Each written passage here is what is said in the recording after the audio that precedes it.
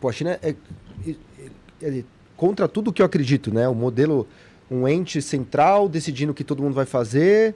Então, pô, eu acredito na tentativa e erro, né? Deixa as pessoas aí, elas vão descentralizadamente encontrar um caminho, né? O Google não nasce porque o Bill Clinton resolveu fazer o Google. É um cara tentando, né? E vários outros tentaram e fracassaram, né? Não foi só o Larry Page que conseguiu, porque foi o único que tentou. Pô, não acreditava que quando a China se desenvolvesse com esse capitalismo de Estado, ela fosse se abrir, aí veio ao contrário, veio o Xi Jinping e na outra direção se fechou, terceiro timoneiro, essa coisa meio esquisita. Então, assim, a China é contra tudo que eu acredito, mas de alguma maneira o modelo deu muito certo, né, até agora. Então você fica meio se beliscando, né, pô, deve ter alguma coisa ali. E historicamente a China sempre foi muito grande. A China era o império do meio, né, antes dessa história toda. Então eles se viam como o centro dessa coisa, porque eles são gigantescos territorialmente como pessoas, né? Então, o BRIC não é nada mais do que o quê? Um monte de gente num país grande. É isso que foi bonitinho que o Jim O'Neill juntou as palavras, mas no fundo é um modelo de Solow, aquilo ali. E a China é a maior representação dessa história. Então, eu não sei muito bem, entendeu? E agora tem essa super...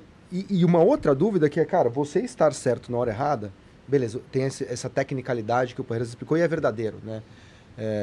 Que você estar errado mas recebendo por isso tudo bem. Mas uma boa ideia na hora ruim costuma ser só uma ideia ruim, né? E por que eu estou dizendo isso? Cara, para mim é muito claro que existe um problema estrutural na China, né? Um problema de demografia, que o negócio está realmente... Né? Ninguém quer mais ter filho na China, e então a população está envelhecendo muito rápido. Então, e você não tem um governo de bem-estar social na China, né? Você não tem esse estado... esse welfare state que você tem no Brasil e tal. Então...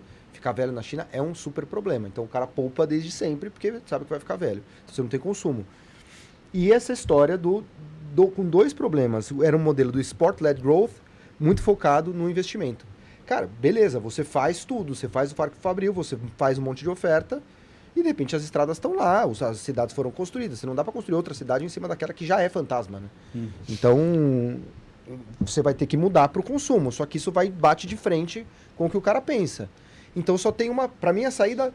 E aqui eu caio numa dicotomia. Acho que o Parreiras chegou na conclusão que obviamente chegou muito antes de mim, eu demorei muito para chegar. Mas que é assim, cara, só tem um negócio. Esse cara vai... O que deve acontecer no mundo para mim, né? Esse cara continua... Então ele continua no modelo sem parar por um tempo, porque ele não quer que... Até por uma questão pessoal, ele acha que consumo é uma coisa ruim, né? Então ele vai continuar insistindo no investimento, vai aumentar a oferta, a demanda não absorve, ele exporta a deflação para o mundo.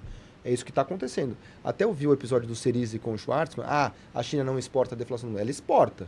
Isso é um fato objetivo. Assim, você está vendo a Gerdau brigando para você, talvez não seja para todos os bens, para o serviço é mais difícil de você exportar agora. A inflação de bens, que é parte importante da inflação global, dos índices cheios, ela está exportando. O BYD está vindo aí também, eu acho que porque as pessoas têm simpatia por o carro chinês. O alemão, acho que entre um alemão e um chinês no mesmo preço, você ia comprar um alemão. Então, a indústria alemã, inclusive, está com problemas para concorrer com isso. O Musk falou que, cara, não dá para concorrer. E, assim, o cara é um obstinado, né? O Musk trabalhou por 6 dias consecutivos, 23 horas por dia. Então, assim, não é que o cara não é um cara... O cara trampa. Tem todo esse estigma em torno dele, mas, assim, se ele não está conseguindo concorrer, é porque os caras estão fazendo alguma coisa especial lá, que é muito subsídio. Então, ela está exportando deflação para o mundo. O que vai acontecer em algum momento, muito provavelmente? Cara, a Gerdau está lá no resultado pressionando para você ter, junto com a CSN, não dá para até a Turquia meteu tarifa na China. A Turquia era o cara que fazia dumping com o mundo. Agora ele taxou o aço chinês. O Trump tá aí, 60% de tarifa no chinês. A indústria alemã provavelmente em algum momento vai reagir.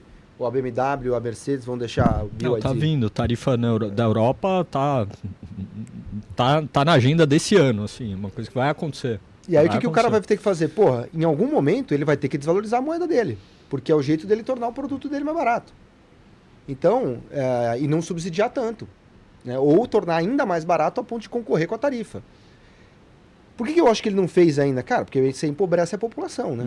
No final é isso. Assim, ele tá nessa dicotomia de que eu preciso soltar, mas eu tenho um custo social dessa história aqui. Mas eu Não, não e o tenho chinês, e tem um aspecto, só desculpa te interromper, Imagina. mas complementando, o chinês se abraçou um pouco nesse lema de o renminbi vai ser uma alternativa ao dólar. Aham. Né? Então a minha moeda é uma representação da minha força geopolítica. E na China tem muito esse conceito do save face, né? Assim, como é uma tradução ruim do termo, mas é perder a... Que cara que eu vou ficar se eu fizer uma coisa, né? Eu vou perder a cara, né? É uma tradução ruim dessa expressão, mas desvalorizar a moeda para eles é lose face, né? É perder reputação global de uma certa maneira. Então eles vão... É aquela coisa típica que o policymaker do mundo já errou 50 vezes, né? Você vai até a hora que é inevitável, e aí você faz muito mais rápido, muito pior do que teria sido de outra maneira, mas a moeda tem um pouco desse aspecto, me parece. Que estou tentando interpretar os caras, por que também eles fazem isso. Mas assim, perdeu o Playboy, né? Porque assim, inclusive, voltando ao painel que você comentou muito, e que o Stuberger estava com o Jakurski e o Rogério, e o Jakurski fala um negócio, né? A degradação do Ocidente, ou uma... O Ocidente em declínio, né? Tá anotado aqui. Que eu acho um papo, assim, ele pode até ter razão sendo uma perspectiva, o que eu também não considero verdadeiro, mas assim, poderia até haver razão do ponto de vista absoluto, que agora todo mundo só quer saber do TikTok, ninguém lê mais o Dostoiévski. Tudo bem, tem um ponto aqui. Mas, em termos... Esse é um papo meio 2021, entendeu? Porque... Eu concordo totalmente. Cara, se a gente tinha o negócio do fim da história do Fukuyama, que assim, agora não há alternativa à democracia liberal desde que caiu a União Soviética e o Muro de Berlim. Beleza. Então os valores ocidentais ganharam. Porra, os valores ocidentais são cheios de problema, a democracia liberal é cheia de problema, mas é disparado a melhor coisa que a gente tem. Aí de repente aparece o Putin, o Erdogan, o Orbán, o Xi Jinping, e começam a antagonizar com a democracia liberal. E assim, porra, essas autocracias podem representar um perigo. Isso aqui, o mundo estava muito pior ali. E aqui a gente está vendo que assim, a China está, depois de muito sucesso, o modelo está naufragando agora. O que é uma ótima notícia do ponto de vista mais geral. Assim, as alternativas à democracia liberal estão perdendo o jogo. Ainda bem. O medo dessa história, assim, no desespero, o cara vai lá e invade Taiwan. Né? Porque assim, você está meio em briga interna aqui, você arruma um inimigo externo, que seria um tiro no pé também enorme do cara, mas no desespero você faz um monte de coisa. Né?